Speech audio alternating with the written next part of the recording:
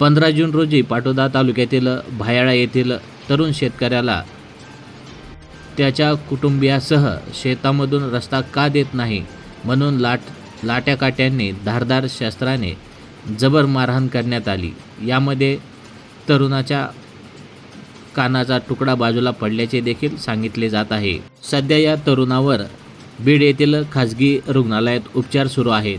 यावेळी तरुण व त्याची पत्नी भाऊ काय म्हणाले आहेत पाहूया। त्यांनी म्हणजे ते लय मोठे जण होते आणि हे एकट्यांना मिळून टार्गेट केलं। आम्ही बाकीचे यांचे भाऊ वडील खाली होते आणि ते सगळे ग्रुप मिळून अगोदरच त्यांचा ठराव होता की हे यांना मारायचे म्हणून, म्हणजे मिटवायचं म्हणून घेऊन गेले आणि त्याच्यावर मिटलं नाही की रोड पाहिजे तर तुझ्याच रानातून पाहिजे, नाहीतर मग दाखवू तुला आणि मारल्यावर तरी घेऊ, जीव मारण्याची धमकी देऊन घेऊतच म्हणून अशी मागणी केली। कमोर मारलं की वाद कशामुळे झाला होता? हा रस्त्यावरून झाला होता, म्हणजे आमची पडक काही जमीन आणि वहीत काही आहे आणि त्यांची ती सगळी पूर्ण वहीत आणि आमच्याकडे माणसं नाहीत आणि आमचे एकटेच मालक आहेत ती शेती करण्यासाठी। मग त्यांच्या आमच्यासाठी कडून होत नाही सगळी शेती करणं, मग ती काही पडीक आहे। मग त्याच्यातून आम्ही काही दिवसापुरता म्हणजे रोड दिलता त्यांना, म्हणजे रस्ता असा कचा पायी वाट किंवा बैलगाडी हे जात होती, पण त्यांना आता दगडी आणि मुरुम टाकून त्याच्यातून पक्का रस्ता बनवून आमच्या शेतातून रान म्हणजे वाट पाहिजे होती त्यांना। कशाने मारहाण केली त्यांनी? काय काय कुठं कुठं जात नेमकं कसे मारले? डोक्यात, पाठीवर गज आणि कुऱ्हाडीने वार केला, कानात पार डोक्यात असं, म्हणजे घरी चालले होते मिटलं नाही, म्हणजे त्यांचं म्हणणं ह्यांनी मान्य केलं नाही की माझ्या शेतातून मी नाही वाट देणार, द्यायची तर तुमच्या शेतातून एक चाक आणि माझ्या शेतातून एक चाक अशी वाट देऊ शकतो म्हणले। मग त्यांनी ऐकलं नाही, घ्यायची तर मला तुझ्या शेतातून पाहिजे असं म्हणले आणि हे वरती एकटे गेले। मग एकट्याला गाठून त्यांनी कुऱ्हाडीनी आणि गजानी कान तोडला, पार कुऱ्हाड घातली डोक्यात, ती कान तुटून खाली पडला आणि अर्धा हे झाला आणि डोकं पार मुका मारले लागला, त्यांना काही कळत नाही। त्यांना कडक शिक्षा झाली पाहिजे, माझ्या मालकाची जी अवस्था केली तशीच त्यांची पण व्हायला पाहिजे। या रस्त्याचा जो वाद होता तो कधी पोलीस स्टेशन मध्ये याची तक्रार दिली होती, पण त्यांनी लवकर घेतली नाही आणि घेतली उशिरा, पण अजूनपर्यंत ते काही त्याच्यावर कारवाई त्यांनी चालू केलेली नाहीये।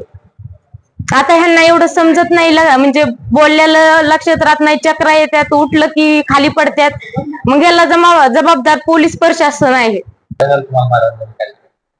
मला मारहाण करता वेळेस माझ्या शेतातून रस्ता नसतानाही मला तुमच्या शेतातून रस्ता पाहिजे म्हणून मला मारहाण केली। मला मारहाण करता वेळेस अनिल नरहरी बांगर, रोहित नरहरी बांगर आणि बंडू नरहरी बांगर आणि चंद्रकांत नरहरी बांगर आणि गणेश चंद्रकांत बांगर या 5 जणांनी जीव मारण्याच्या धमक्या दिल्या व मारहाण म्हणजे माझ्या शेतामधून रस्ताच पाहिजे आणि कसा देत नाहीस हे बघून, नाही दिला तर तुझ्या शेतातून रस्ता घेऊ, नाहीतर आम्ही तुझे तुकडे तुकडे करू, अशा ह्या धमक्या दिल्या। त्यांच्यापाशी काठ्या, रॉड, कुऱ्हाडी, रोहित अनिल बांगर यांचे कुऱ्हाडीने माझ्या धारदार शस्त्राने कानावर मारून कान तुटून जमिनीवर पडला आणि गजाने डोक्यात पाठीवर मारहाण केली। पोलीस ठाण्याला तक्रार वगैरे केली का?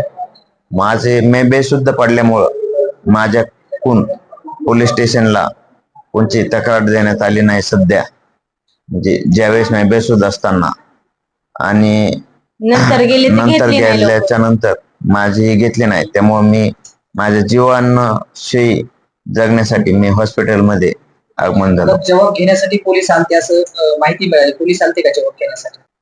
मला माहिती विचारली पण त्यांची काही दखल घेतली नाही, माझी काही त्यांनी दखल घेतली नाहीये।